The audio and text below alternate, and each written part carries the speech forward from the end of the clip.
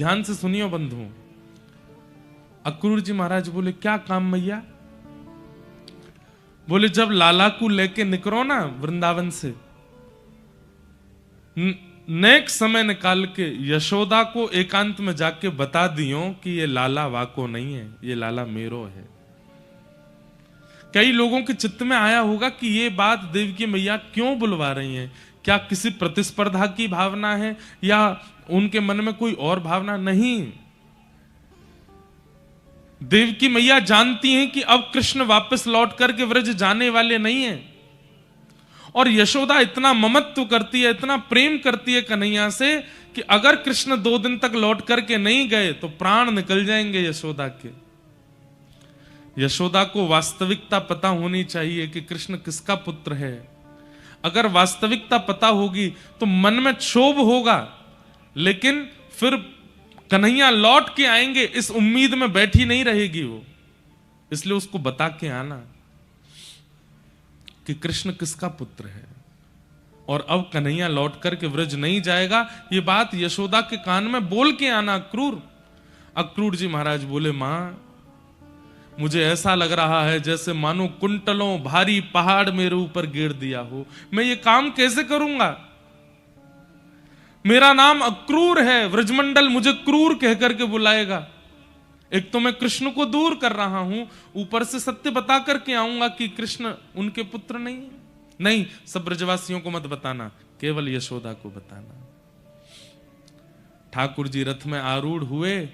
अक्रूर जी महाराज बोले भगवान आप ब्रजवासियों से मिलो, मैं नेक यमुना जी प्रणाम करके आऊं। ठाकुर जी बोले हाँ जाओ। अक्रूर जी यमुना जी तो नहीं गए, पीछे खड़ी यशोदा मैया के हाथ पकड़े, मैया नेक आओ आपसे चर्चा करनी है। यशोदा मैया को नंद भवन में ले गए, चरणों में प्रणाम करते हुए कहा मैया ये कार्य करने में मुझे पाप का बोध हो रहा है, लेकिन मुझे आपको बताना पड़ेगा। कहा बात है अक्रूर, ऐसे कहीं को बोल लो है? 11 वर्ष 56 दिन पूर्व आपने सुना होगा कि कंस के कारागृह में अष्टभुजी देवी भद्रकाली प्रकट हुई थी। हां मैंने सुनी तो हती कि एक देवी प्रकट भई। बोले हाँ मां, वास्तविकता यह है कि आपके यहां लाली का जन्म हुआ था और कंस के कारागृह में वसुदेव देवकी के यहां पुत्र का जन्म हुआ। वसुदेव जी ने उस बालक की रक्षा के लिए वहां से लाकर के उस बालक को गोकुल में आपके पास सुला दिया और आपकी पुत्री को ले जाकर के कंस को दिया। वही पुत्री अष्टभुजी देवी काली बनी और जिस बालक को देवकी ने जन्म दिया वही पुत्र आपके यहां आया और वही कृष्ण है। कृष्ण देवकी के पुत्र हैं मां। मुझे बताने में बहुत संकोच है, पर मैं आपसे कहना चाहता हूं 11 वर्ष 56 दिनों से कारागृह में प्रतीक्षा कर रही है मां देवकी। कृष्ण अब मथुरा जाएंगे, संभवतः लौट करके नहीं आएंगे। वो आपके पुत्र नहीं है, वो देवकी के पुत्र हैं। ये बात सुनकर के यशोदा मैया का तो मानो जैसे संपूर्ण शरीर ठंडा पड़ गया। स्तब्ध हो गई मैया। अब क्या कहना है, क्या बोलना है, क्या करना है, इसकी कोई स्थिति उनको नहीं पता।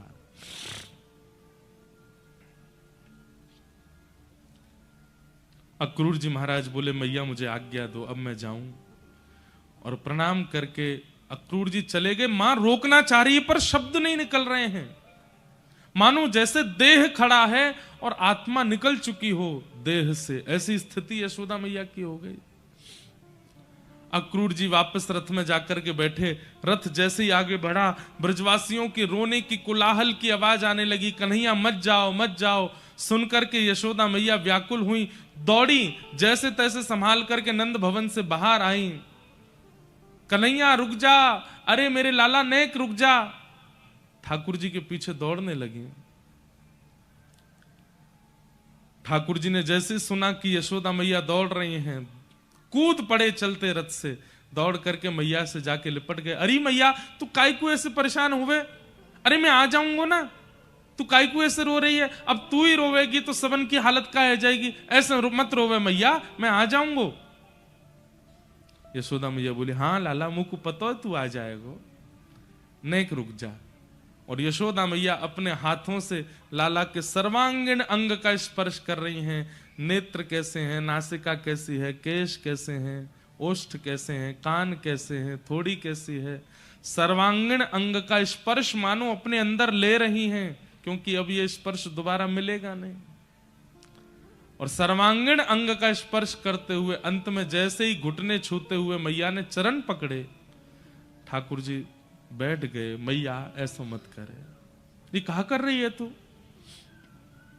लाला मुझको आज सब सच पतो चल गयो है, तू मेरो लाला ना है, तू तो देवकी को लाला है। और लाला तू मथुरा जाएगो, देवकी मिलेगी, अब तो को अब वापस ब्रजमंडल नहीं आन देगी, पर तू चिंता मत कर, मैं कोई को नहीं बताऊंगी। मेरो लाला अब वापस नहीं आवेगो। सुन करके ठाकुर जी रोने लगे। नहीं मां ऐसे मत कहो। मैया बोली, देख लाला अब तू ज्यादा हल्ला मत करियो, तू चलो जा, लेकिन मेरी एक बात मान जा। बोले कहा, अब तू जीवन भर मत आइयो वृंदावन, लेकिन तो को कभी खबर पड़ जाए कि यशोदा के प्राण निकरवे वारे हैं, अब मैं तेरी मैया नहीं हूं, अब तो मैं तेरी धाई मां हूं। धाई मां कौन होवे?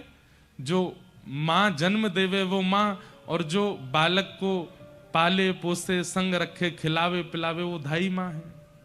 यशोदा बोली, मैं तो तेरी धाई मां हूं ना। ठाकुर जी रो रहे हैं, चरण पकड़ रहे हैं। नहीं मां ऐसे मत बोलो, आप मेरी मैया हो। देख लाला अब तू मेरी बात सुन, मैं इतनी निष्ठुर नहीं हूं कि कोई के बालक को वा की मैया से दूर करूं। तू देवकी के पास जा, बस तो को जब पतो चल जाए ना कि यशोदा प्राण त्याग वारी है, बस वाद ना वापस आए जाइयो, और मैं अपने श्वासन को बचाए के रखूंगी। मेरो लाला आवेगो तभी अंतिम श्वास लूंगी, तो को खबर पहुंच जाएगी कि मैं प्राण त्याग वारी हूं, बस आए जाइयो। मैं प्राण नहीं त्यागूंगी। जैसे ही तू सामने आवेगो, बस मेरे सर को अपनी गोद में रख लियो, मैं अपने लाला को देखती रहूंगी, या कि रूप माधुरी को दर्शन करती रहूंगी, और देखते देखते तो को देखते देखते प्राण त्याग दूंगी लाला। बस ये मेरी अंतिम इच्छा है, या को पूरी कर दियो, और मैं तो से कछु ना मांग रही।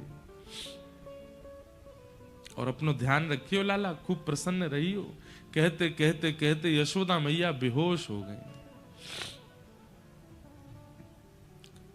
ठाकुर जी की बड़ी विचित्र स्थिति हो गई है। आज परमात्मा को अपनी स्थिति पर संशय हो रहा है कि मैं सच में परमात्मा हूं। ये ब्रजवासियों ने कैसे प्रेम पाश में मुझे बांध लिया है, जिसको कभी कोई आसक्ति नहीं होती, जिसको कभी मोह नहीं होता, जिसको कभी किसी के प्रति आसक्ति नहीं होती, आज वो कैसे बंध गया है इन ब्रजवासियों से।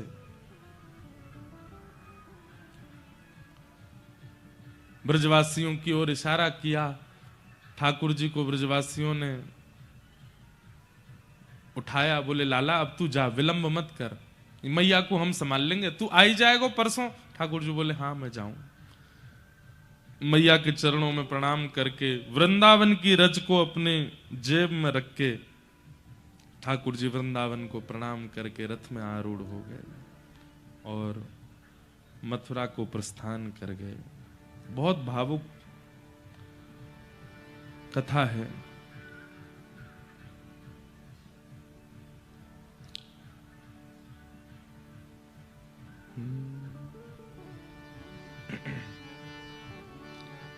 व्रज के विरही लोग बिचारे, व्रज के विरही लोग बिचारे। सब खड़े खड़े देख रहे हैं, केवल आंसू धार की तरह, नदी की तरह गिर रहे हैं नेत्रों से, केवल रथ की ओर देख रहे हैं। और ब्रजवासियों के मन में यह भावना आ रही है कि हमारी याद आवेगी, लाला जा ना पावेगो मथुरा। देखियो सब एक दूसरे के देख, अब ही कूदेगो लाला, अब ही कूदेगो, जा ही ना पावेगो मथुरा। देख वहां पेड़ तक रथ जाएगो और देखियो अपने आप रथ को रोक के लाला दौड़ तो भयो आवेगो। हमने प्रेम इतना दियो लाला को जा ही ना पावेगो। लेकिन वो रथ, वो पेड़ भी पार हो जाता है, आगे का चौराहा भी पार हो जाता है, उसके आगे भी ठाकुर जी निकल जाते हैं और ब्रजवासी मानो जैसे धोखे में खड़े हों, खड़े रह जाते हैं, नहीं आए ठाकुर जी लौट के। व्रज के बिरही लोग बिचारे, व्रज के बिरही लोग बिचारे, हे बिन गोपाल ठगे से ठाड़े, बिन गोपाल ठगे से ठाड़े, बिन नंदलाल ठगे से ठाड़े, बिन नंदलाल ठगे से ठाड़े, हे अति दुर्बल तन हारे, अति दुर्बल तन हारे, हारे व्रज के बिरही लोग बिचारे, व्रज के बिरही लोग बिचारे, मात यशोदा पंथ निहारे, मात यशोदा पंथ निहारे, निरखत साँझ सवारे,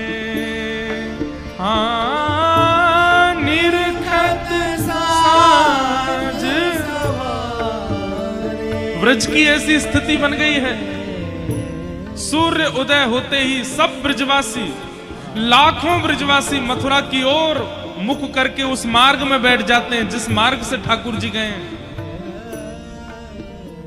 और आपस में चर्चा करते हैं, परसों की कह के गए हो अभी तक नहीं आए हो। कोई ब्रजवासी, अरे मैं तो पहले ही कह रहा हूं जे बड़ो कपटी है, परसों ना बोल रहा हो, बरसों कह के गए हो है। दूसरे उठ जाते हैं, अरे तू हमारे लाला पे लांछन मत लगावे, वो परसों की कह के गए हो, परसों ही आवे। वो कब आवेगी परसों? बोले आज हम परसों कहेंगे तो मतलब परसों, कल के बाद आवेगी। बोले कल फिरते कह दियो परसों, तो फिर कल के बाद आवेगी। ऐसे करते करते तो कितने महीना निकल गए, अभी तक नहीं आए लौट के। रोने लगते हैं, ठाकुर जी की लीला याद करके हंसने लगते हैं, देखते रहते हैं। हवा के झोंके से अगर पेड़ भी हिल जाता है मथुरा की दिशा का, ब्रजवासी मानो जैसे खड़े हो जाते हैं। देख कछु आ तो रोए वहां से, जाके देखते हैं, बोले हवा चल रही है, कोई रथ नहीं आ रहा है। संध्या होती है, सब ब्रजवासी दौड़ते दौड़ते नंद भवन जाते हैं और रोते हुए कहते हैं, अरे मैया यशोदा तेरो लाला आज नहीं आयो, परसों की कह के गयो, आज भी नहीं आयो। व्रज के बिरही लोग बिचारे, व्रज के बिरही लोग बिचारे। जो कोई कान कान कहीं बोले, जो कोई कान कान कहे बोले, जो कोई कान कान कहीं बोले, जो कोई कान कान कहे बोले। आखिन बहत पनारे, आखिन बहत हे यह मथुरा काजर की रेखा, यह मथुरा काजर की रेखा, जेनिक से ते कारे, हाँ जेनिक से ते कारे। श्री परमानंद दास जी का पद है ये, यह मथुरा काजर की रेखा जे निकसे ते कारे। इसके दो अर्थ हैं। ब्रजवासी मानो मथुरा के प्रति दुर्भावना करते हुए कह रहे हैं, या मथुरा ने हमारो लाला छीन लियो हमते, यहां ते जो निकसे जो आवे वो कारो है, वासे बात नहीं करनी हमको। और दूसरा अर्थ क्या है, इतना प्रेम में विह्वल हो चुके हैं ब्रजवासी कि मथुरा से जो आता है उनको लगता है कृष्ण है, दौड़ पड़ते हैं। कोई गोरा होता है तो कहते हैं अरे लाला मथुरा जाए के गोरो है गो, तब वो कहे मैं कृष्ण नहीं हूं, मैं कोई और हूं। कोई मोटा आ जाए तो दौड़ पड़ते हैं, मथुरा की ओर से आया, अरे लाला खा पी के मोटा है गो हमारो, मैं कृष्ण नहीं हूं। कोई स्त्री आ जाए तुरंत जाते हैं, अरे लाला तू तो यहीं पे छोरी बनो डोलता, वहां जाके पूर्ण स्त्री बन गो, अरे मैं कृष्ण नहीं हूं। मथुरा से आने वाला हर व्यक्ति काला दिखता है, मतलब कृष्ण दिखता है। यह मथुरा काजर की रेखा, यह मथुरा काजर की रेखा, जेनिक से ते कारे, जेनिक से ते कारे। हो ब्रज के विरही लोग बिचारे, ब्रज के विरही लोग बेचारे, परमानंद स्वामी बिन ऐसे, परमानंद स्वामी बिन ऐसे। हाँ परमानंद स्वामी बिन ऐसे, परमानंद स्वामी बिन ऐसे। ब्रजवासी कह रहे हैं लाला के बिना हम कैसे हैं, शब्द सुनिएगा, परमानंद स्वामी बिन ऐसे, परमानंद स्वामी बिन कैसे, जैसे चंद बिन तारे, हाँ जैसे चंद्र बिन तारे। अरे जिस दिन चंद्रमा नहीं निकलता अमावस्या के दिन, उस दिन तारे भी नहीं दिखते। चंद्रमा है तो तारे हैं। परमानंद स्वामी बिन ऐसे, जैसे चंद बिन तारे। व्रज के बिरही लोग बिचारे, व्रज के बिरही लोग बेचारे, व्रज के बिरही लोग बिचारे, व्रज के बिरही लोग बेचारे। ऐसा प्रसंग है भागवत जी का कि इसमें प्रवेश करने में भय भी लगता है और करे बिना रहा भी नहीं जाता। पर हम अब और अधिक इस विषय पर नहीं बोलेंगे। भगवान मथुरा पहुंचे और मथुरा जैसे ही पहुंचे हैं, मल्लानाम मशनिर्णीनाम नरवर स्त्रीणाम स्मरो मूर्तिमान, गोपानाम स्वजनो सताम क्षितिभुजाम शास्त्रा सुपित्रो शिशु, मृत्युर्भोजपतिर्विराट विदुषाम तत्वं परम योगिनाम, वृष्णीनां परदेवतेत विदितो रंगम गतः साग्रज। अपने अग्रज बलराम जी के साथ जैसे ही ठाकुर जी ने मथुरा में प्रवेश किया, मल्लानाम मशनिर्णीनाम नरवर, बड़े बड़े योद्धाओं को ठाकुर जी योद्धा के रूप में, मल्लों को ठाकुर जी मल्ल के रूप में दिखाई दे रहे हैं। जैसी जिसकी भावना है वैसे ठाकुर जी दिख रहे हैं। स्त्रीणाम स्मरो मूर्तिमान, अब विवाहित स्त्रियों को ठाकुर जी अपने दुल्हा के रूप में दिख रहे हैं। बूढ़े बड़े माता पिताओं को, दादी दादाओं को ठाकुर जी अपने नाती पोता के रूप में दिख रहे हैं। छोटे बालकों को अपने सखा के रूप में दिख रहे हैं। सबकी भावना के अनुरूप ठाकुर जी अलग अलग दर्शन दे रहे हैं। लेकिन 50 सिड्डी ऊपर स्वर्ण सिंहासन पर बैठा मथुरा का राजा कंस, उसको ठाकुर जी अत्यंत काल रूप, अत्यंत भयभीत दिखाई दे रहे हैं। मृत्यु दिखाई दे रही है। मृत्युर्भोजपतिर विराट विदुषाम तत्वम परम योगिनाम, योगियों को तत्व के रूप में, तत्व ज्ञानियों को तत्वज्ञानी ठाकुर जी ज्ञानी लग रहे हैं। वृष्णी नाम परदेवतेत विदितो रंगम गतः साग्रज, और वृष्णी वंशियों को, यदुवंशियों को ठाकुर जी अपने पालनहार के रूप में दिखाई दे रहे हैं। ठाकुर जी ने रणभूमि में प्रवेश किया, कुबलिया पीड़ हाथी का वध किया, धनुष भंजन किया, मल्लों के साथ युद्ध किया। 50 सिड्डी ऊपर बैठे महाराज कंस के पास पहुंच करके केश पकड़ करके दोनों भुजाओं में उठा लिया। 11 वर्ष के ठाकुर जी ने विशाल कंस के रूप को उठा करके पृथ्वी पर पटक दिया। कंस की मृत्यु हो गई। बोलो कंस मर्दन भगवान की।